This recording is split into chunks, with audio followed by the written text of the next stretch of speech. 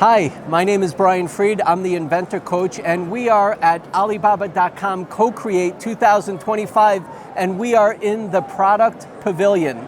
And today I have James White from Freakin Reviews. If you haven't already gone to his YouTube, TikTok, Instagram channel, definitely check him out. He reviews products.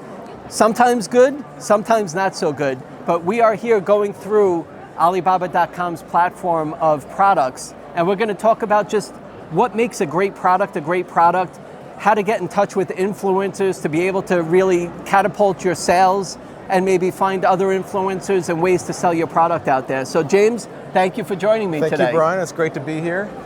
Tell us a little bit about yourself and your channel.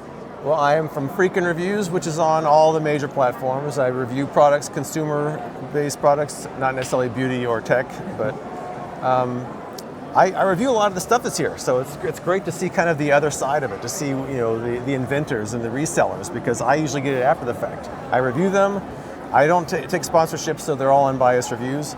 And if it's good, I'll let you know. If it's not good, I'll let you know. And I've been doing this on YouTube for almost 9 years now. Wow, unbelievable! And 6 or 7 years before that on websites. So I'm a long-term product reviewer, and I love doing it. Unfreaking believable. It's unfreaking believable. James, tell us how many subscribers and followers that you have. Altogether, it's about 1.5 million. Wow. When you count all the channels, and views, it's about 500 million at this point. So. Wow. Well, let's take a look around and check out some of the products here. And if you don't mind, I'm going to pick your brain. Sounds because great. I know that there's a lot of inventors, entrepreneurs, startups out there that definitely want their product to be noticed and to be able to sell and be able to see some kind of returns from our products and our inventions. But more importantly, what makes a great product a great product? So let's take a look around, James. Let's go to the booth, Carla. I'll watch it. Can I put this down somewhere? Okay, thank you. So, James, you've seen, how many products have you reviewed already? Over 2,000 at this point. Wow, unbelievable. So what makes a great product a great product? Why is it that some products you have amazing reviews on and others not so good? Well, I mean, a great product is something that solves a problem or takes an existing solution and makes it better, or is something that's entertaining. And what makes a great product doesn't always mean it's going to be a successful product, because there's a lot after it's created to get it in the hands of consumers. But what makes a great product is something that people feel that solves a life solution and that lives up to the marketing expectations once they've purchased it. Wow. Well, let's take a look around. I see here we just went through the fashion.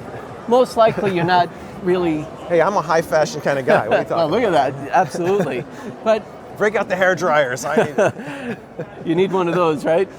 Well, let's take a look around. And I know that you review many products in different categories, but what are some categories that really stand out to you, James? Kitchen gadgets are always a big money maker. Egg gadgets, for some reason. Yeah, and you've invented an egg gadget. Yes, I did. You know how many Extra egg gadgets space. I've tested over the years, and you invented one. I tested your product. Thank you. Well, what's funny though is why people need a gadget for eggs, I don't know, because with the dozens and dozens of egg gadgets I've tested over the years, I still just use a pan and a spatula.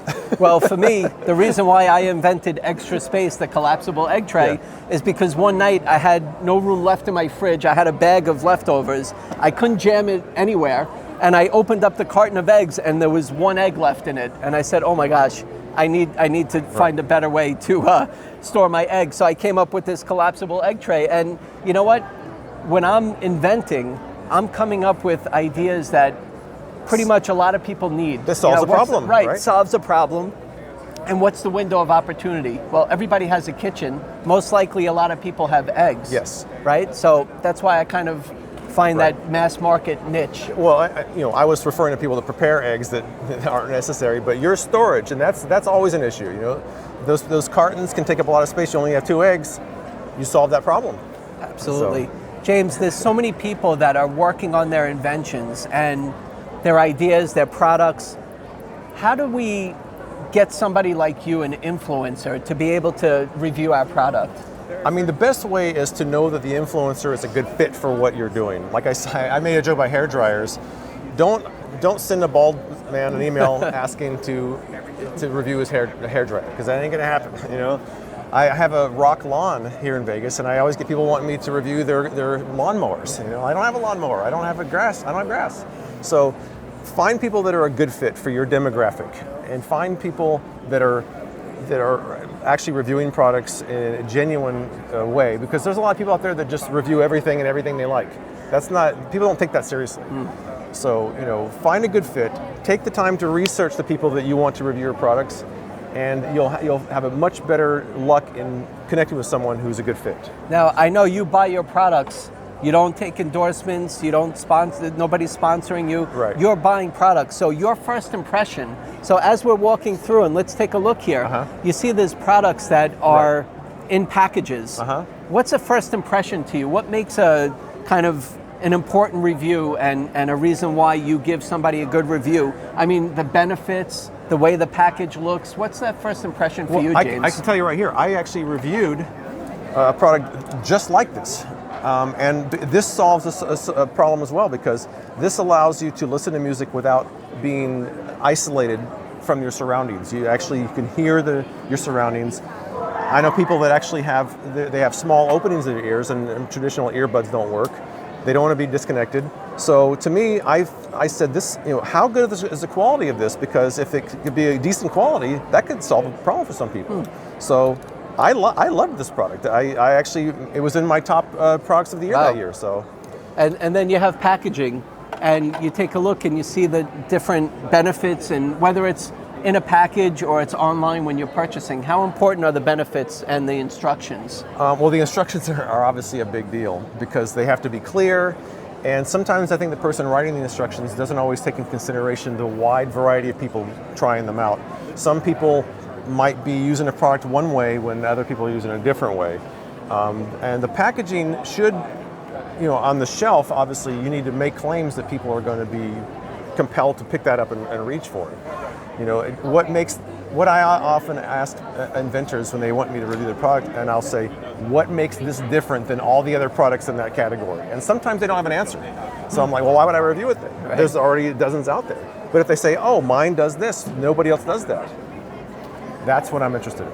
James, there are inventors, entrepreneurs, startups, whatever we want to call ourselves. We're at all different stages, and many of us are here looking for suppliers, getting our product to market, or maybe not, and maybe we might want to license it. But for the people that are here and want to manufacture, find a supplier, what are some words of wisdom to keep us moving forward? Sometimes it's frustrating. We're trying to find good people and partners to work with.